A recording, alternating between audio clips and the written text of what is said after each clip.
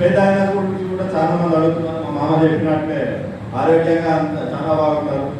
ప్రతి ఏడాదికో ఏదో కొంచెం ఇబ్బంది వస్తుందని బయటపడిన తర్వాత వారం రోజుల తర్వాత సింహం ముందు వస్తుంది.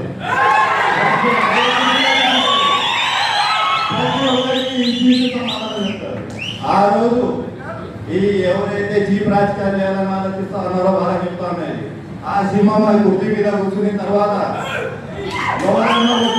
మాట్లాడాలని చూస్తున్నాం.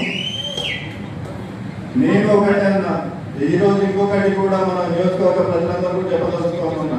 మా పెద్దన్న ఇప్పుడు వరకు అయితే అనేక రకాలుగా మీకు సేవ చేయగలిగినారు. ఈ రోజు జగన్మోహన్ రెడ్డి అన్న నాకు అవకాశం ఇచ్చినారు.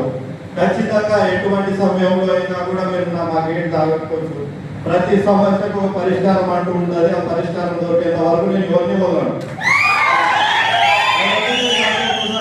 టీడీపీ కూటమి ప్రభుత్వం ఉంది. కూటమి ప్రభుత్వం ఉన్నందుకు వాళ్ళు మన లీడర్ల మీద కానీ కార్యకర్తల మీద కానీ అనేక రకాల ఇబ్బందులు పెడతా ఉన్నారు. అనేక రకాలుగా ఉన్నారు. మనమంతా ఓపికపట్టుకున్నాం. మన చేతనైనంత వరకు మనం కష్టపడతాం, పోరాడదాం. అప్పటికీ కాకపోతే 2029లో మన పార్టీ పవర్లోకి వచ్చిన తర్వాత ప్రతి ఒక్కరు సమాధానం చెప్పాలి.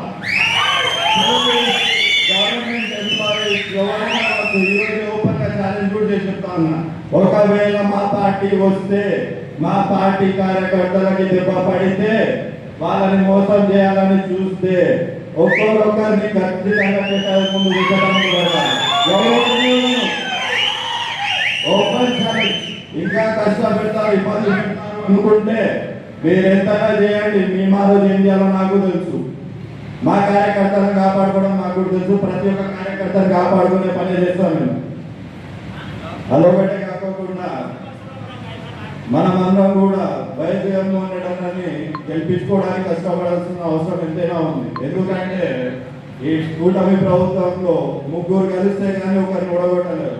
అది ఓడగొట్టేసి కూడా ఎలాగంటే స్కాములు చేసి, ఈవీఎం స్కాములు చేసి, ఇది మన వైసీపీ పార్టీ చెప్తుంది కాదు. Union finance minister Nirmala Sitharaman